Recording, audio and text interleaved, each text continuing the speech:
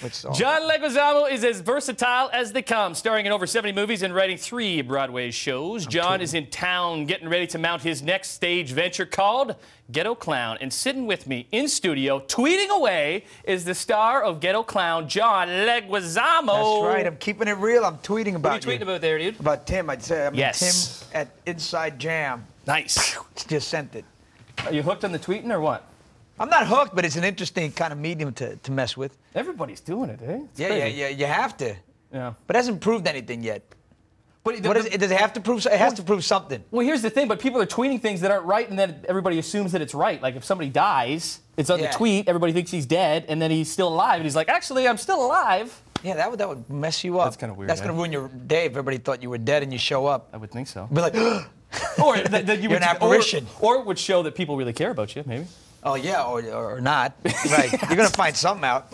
Totally. Ghetto Klown, man. So you've been touring this for the past couple, what, 5, 6 months now? Oh, a year and a half. Oh, a year and a half. Okay, I did my research at least. Anyways. You did, yeah. But it used to be called Class Clown. Yes, it did. What's the difference between Class Clown and Ghetto Klown?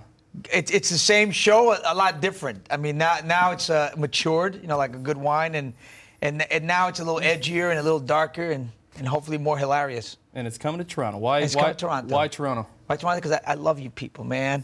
Yeah, because people are sharp, smart, funny, and it's a great town to be in. You spent a fair amount of time here. Oh, yeah, I did 3 movies here. I did Assault on Precinct 13, Pyromaniacs: A Love Story, and Land of the Dead. And also being here for the Film Fest, promoting for many the Film films. Fest, yeah. I got the Toronto Film Festival a couple of times. So this is your third one-man show, I can say. Spice-O-Rama. Fifth. This is going fantastic. Going okay. All right, let's start over again. So this is your 5th one-man show. I like that you don't get it all right. This is. It's hard to get a whole life, man. It's a whole life. I lived it. I can't even get it right. Okay, I've never done a one-man show. What does it take to do a one-man show? I read off a teleprompter and don't really do my research very good. So tell me, what does it take to do a one-man show? A one-man show, being at my 5th, it gets slightly a little bit easier, a little more difficult, but it takes a lot, man. I mean, first of all, I got to say stuff that's really deep and hilarious at the same time, and I got to move people, and I got to keep them laughing, and I got to make them jump to their feet at the end. That's all it takes. And at the end of the night, you're just like, whew, I am pooped, or you're just like, I'm like James Brown at the end of his concert, you know, like throw like a cape on me, a gold cape, and I'll collapse on the floor.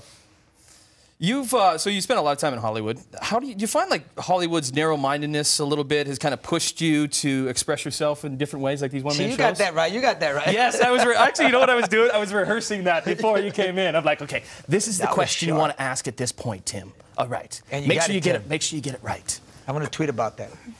Tim, you're right. I mean, yeah. I mean, it definitely the plexiglass ceiling of you hit that in Hollywood, and it's like I'm not going to waste my time pursuing these ridiculous movies. I'd rather do my own thing, and that's why I did my own thing. And I started to write and perform it, and people really responded. And a couple of HBO shows later, that's what happened. Do you ever? Because not too many people talk so personal about their life. No, and why would you want to? I just happen to be masochistic, and that's why I do it. But this was my last personal one. The next one's not going to be personal. It's going to be about you. Yeah, about me and not doing research anything but myself. Yeah, I'm done with this narcissistic journey. But would you go up on stage one night and say you got hit by a bus that day? You guys should have seen this. I almost got hit by a bus this day. Like, does it change the show, evolve a little bit on? Oh, the show does evolve. It does evolve constantly, all the time, but not in that way because the show is not that contemporary. It's like it stops like about 5 years ago in my life. So I cut out a lot of stuff, and then I add stuff, and I remember stuff. While I'm doing the show, I go, oh my God, I forgot that this happened to me at that time. Let me add that piece there. Then it has a whole bunch of domino repercussions down the whole piece. It's a play. Because on stage, you could, let's say, if you see somebody that will remind you of this story that you haven't told in a few, haven't told in a couple months. So either I do it right then and there, or I go during the intermission, write some stuff down. Some stuff all of a sudden pops into your head, intermission. All of a sudden somebody's crossing my stage, I start making fun of them, and I lose my place. So if you go to the show, make sure you cross the stage because he won't make fun of you. He won't make fun of you at all. Canadians don't do that though. Canadians are cool. Yeah. Only in New York would they do that. But if there's free beer at the back, they might, man. Yeah, that's usually the case. That's why they did it in New York too, because there wasn't enough beer. There wasn't enough beer. They were dried out. So they're gonna walk across my stage in front of me. Do not walk across the stage. No, please do, because I want to come after you. You have a couple kids. Could the kids come to the show? Have the kids ever come to the show? No, my kids can't see my show. Do they say, not till they're 21? Yeah, they do, and I go, no, no, you can't. Not even until you're 21. You have to leave my house, and you're done, and you have a career. Then you can come and see my show. You a strict dad? I'm fun, but I'm strict. Yeah, I'm strict. I want boundaries. So I want limitations. They want that too. They do want that. Yeah. I mean, I don't have my daughter in a burqa or anything. It's not that like that. But do you find, did you learn things growing up as a kid for you that you are using now? That you never wanted your parents to do, but that you're doing? Well, I noticed that there's a lot of stuff that I'm becoming like my dad, and you know, it's a scary moment in your life. You know, I'm going, who left all these lights on? Do you really need to? And I'm turning off lights, following my wife and my kids all day long, turning off lights, turning the AC, you know, down, turning the heat down. It's just crazy. You become your dad. That's cool, man. And that's the type of thing that people will see at the show if they go. No, they won't see that part. Okay.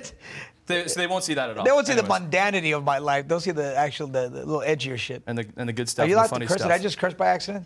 I don't Are we on time delay, I hope? Yeah, no, we're on a time delay. But I think we've run out of time. That's what they're saying in my ear anyway. So we gotta have to wrap this up. All right, wrap it up. This was fun. Yeah, it was good. This is my second one-man show on Broadway. This is the second one on Broadway. I've done 2 one-man shows on Broadway. I've done 5 one-man shows, and I've done 1 regular play. Just so they get the facts correct. There we go. So everybody got that? Everybody's got the facts? Yeah, okay, yeah. Cool. Let me wrap this up. John's Ghetto Klown is running at the Berkeley Street Theater starting this coming Tuesday, November the 9th until the 20th. For more info or tickets, head to CanadianStage.com.